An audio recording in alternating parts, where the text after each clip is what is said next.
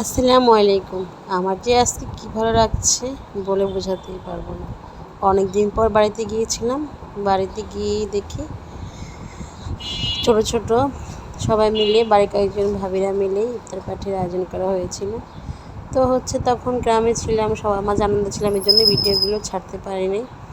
তো এখন আর কি বাসায় আসলাম। আসার পরে ভাবলাম যে আপনাদের সাথে একটু শেয়ার করে নিই। তারপরে এখানে সবাই সুন্দরভাবে ইফতারগুলো সাজিয়ে রেখেছে। তো এখানে এমনটা না যে সবাই ইফতার পাকিয়েছে, আর নুডলসটা আমিই করেছিলাম। আমার বোন বললো কি একটু নুডলসটা করে দিবে, তো আমি করেছি, কিন্তু বাদ বাকি জিনিসগুলো সবাই ঘর থেকে নিয়ে এসেছে। গ্রামের বাড়ি মানেই তো বুঝেন যে একটু আনন্দদায়ক। তো এখানে সবাই মিলে এই আজানের জন্য অপেক্ষা করছে, বসে গেছে সবাই। তারপরে ইফতারের জন্য সবাই রেডি হচ্ছে, যাক ইফতার টিফতার এখন শুরু হবে। তো এখন উঠোনের মধ্যেই সবাই, কী যে ভালো লাগে, এমন আনন্দ গ্রামে শুধু পাওয়া যায়, আর কোথাও পাওয়া যায় না। গ্রাম নিয়ে যদি কেউ কখনো কোনো কিছু বলে, তখন গ্রামের কথাই বাড়িতে বাসায় আসলেও বেশি ওঠে, যে কী আনন্দ সবার মাঝে। এত ঘরে, শহরের মতো ঘরে বসে থাকতে হয় না, যখনই মন চায় তখনই গ্রামেই হাঁটা যায়, চলা যায়। তারপরে এখানে আমি এক একটা ছবি উঠে নিয়েছি। আর এটা আমাদের বাড়ির পিছনের সাইডেই আমার আব্বা কিছু কচু গাছ লাগিয়েছিল। তো এখান থেকে লতি আনতে গিয়েছিল আর কি। কচুর যে লতিটা সেটা আমরা সবারই রান্না করে খাই, ওখানে আব্বা তুলছিল। তো দেখলাম যে অনেক দিন পরে এতই ভালো লাগছিল।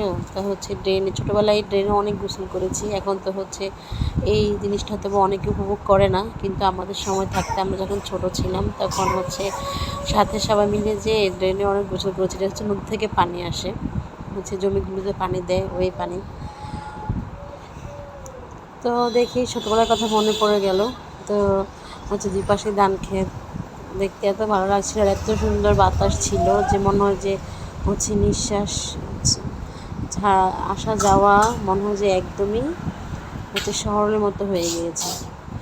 তো এখানে আবার ইফতার হওয়ার পরও আবার বাড়ির সবাই মিলে লাস্ট রমজানের দিন বললো যে সবাই একটু মিলাদ করবে, বলতে সবাই একটু ইফতার পার্টি করবে বাড়ির সবাই। তখন তো ছিলাম আমরা নর্মালি কয়েকজন মিলে করেছি, এমনিতেই বুট মুড়ি খেয়েছি, পেঁয়াজগুলো। আর এখন মুরগি দিয়ে পোলাও চাউল দিয়ে বিরিয়ানি পাক করব, বাড়ির সবাই মিলে এটাকে এনজয় করব। তো একে একে সবাই কাটাকাটি করছিল, তো আমি মাঝে সব কিছু আপনাদের সাথে একটু শেয়ার করলাম। তারপরে এখানে আলুগুলো কেটে নেওয়া হয়েছে, মাংসগুলো কেটে নেওয়া হয়েছে, লার্গি নিয়ে এসেছে সবাই, বসিয়ে দিয়েছে। তো আমি কিন্তু অনেক হেল্প করেছি এখানে, আমার ভালোই লাগে এসব কাজ করতে। তো আজকে খুবই আনন্দ লাগছে আমার কাছে যে অনেক বছর পরে আমি এরকম আনন্দ পেলাম এবার বাড়িতে গিয়ে। তো ভাবছিলাম যাবো না, তারপরে আমার স্কুলের প্রোগ্রামের কারণে যাওয়া।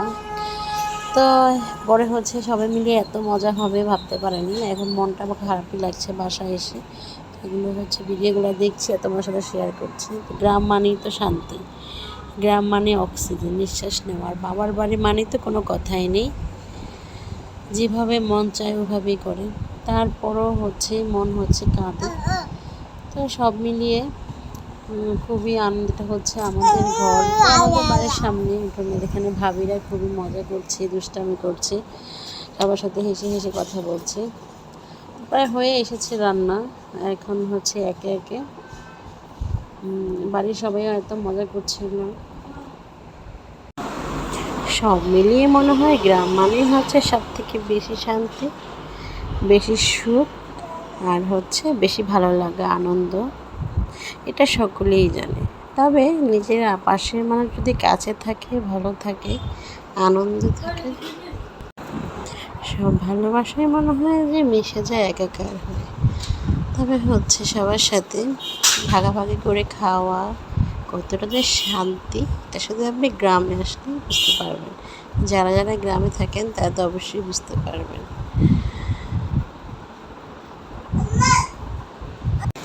তো আমি যে কদিনে থেকেছি অনেক ঘুরেছি, সামনের ভিডিওতে এগুলো আপনার সাথে শেয়ার করব। এবার অনেক জায়গায় গিয়েছি, অনেক ভালো লেগেছে, আনন্দ লেগেছে, আর অনেক মজাই করেছি। তো হচ্ছে তবে গ্রামের শাকসবজি ওই হিসাবে তো একটা খেতে পারিনি, কারণ আব্বা অসুস্থ হওয়ার কারণে এবার অনেক কিছু আনা হয়নি। এই সব মিলিয়ে হচ্ছে। আর এখন কি বলবো, এখন তো আজকে পরে ছিল মেহেদি রাত, মানে হচ্ছে ঈদের আগের দিন ছিল। সবাই মাঝে মাঝে